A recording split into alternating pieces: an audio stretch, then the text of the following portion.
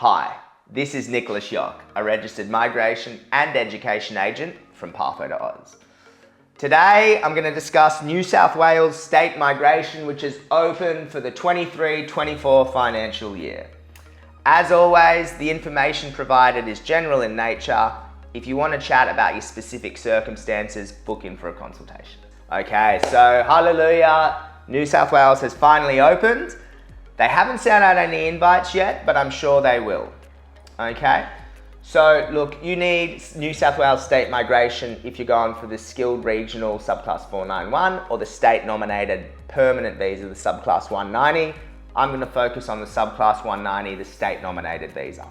So you can get this if you're living and working anywhere in New South Wales. So Sydney, Wollongong, Newcastle, wherever, doesn't matter. In this video today, I'm going to go over some of the requirements, what occupations can apply for this, and the process of being invited.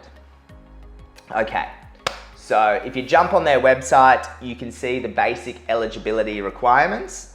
So obviously, you need to have you need to meet the 190 visa requirements, score at least 65 points, be under 45, have a full skill assessment on an eligible occupation list. And if you're living in New South Wales, you must have continually resided in New South Wales for the past 6 months. If you're offshore, you must have continually resided offshore for the past 6 months. So if you've just moved to New South Wales, you won't be eligible. All right, so look, who can apply for this visa? As we discussed, you need to be living in New South Wales for 6 months to potentially be invited, or living offshore. I do believe New South Wales will generally give preference to applicants living and working in New South Wales, okay? Now, when you look at the eligible occupation list of occupations that can apply or potentially apply, it's huge. It's pretty much every occupation under the sun on all the occupation lists. It's not everyone, but it's a lot. However, okay, New South Wales have basically said that they do have target sectors. So they don't have a specific list of occupations, but they do have target sectors of who they want to invite. And these target sectors are health. So you could think of jobs like, doctors, nurses, maybe social workers, community workers, that sort of thing. Education, teachers, all right. Early childhood teachers has to be one of the most in-demand occupations in the world. ICT, so computer technology, software developer programmer, that sort of stuff. And infrastructure, so trades, carpenters, civil engineers, painters, bricklayers, that sort of stuff, okay? So if your occupation is not in one of these target sectors, you can still lodge an expression of interest, but immigration are definitely going to give preference to those occupations, okay? So New South Wales have also come out and said that they're going to do invitation rounds just sporadically throughout the year. There's no time of when they're going to do it. They're not going to do it at the first of every month. They're not going to do it in the middle of every month. They'll do it whenever they want, which is kind of frustrating.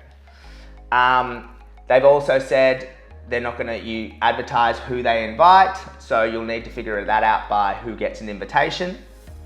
So look, the process of applying for New South Wales, you lodge an expression of interest through the immigration portal. On the expression of interest, you need to indicate that you only want to be invited by New South Wales.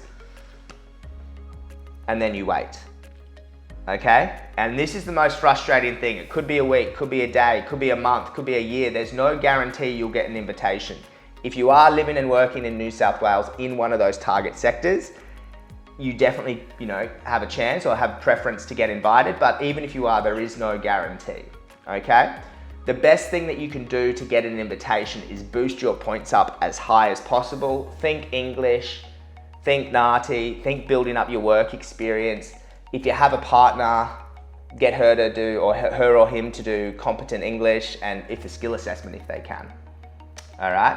And then if New South Wales, likes the look of your application, they can send you an invitation and say, hey, before we give you the official invite, I want you to provide us with evidence that you've been living in New South Wales, that you've got the skill assessment, that you're working, those sort of documents.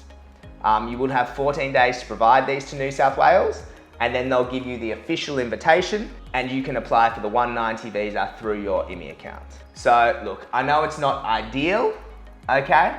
But it is open, and I'm very confident that we're going to get a lot of invitations issued, probably, hopefully, before the end of this year.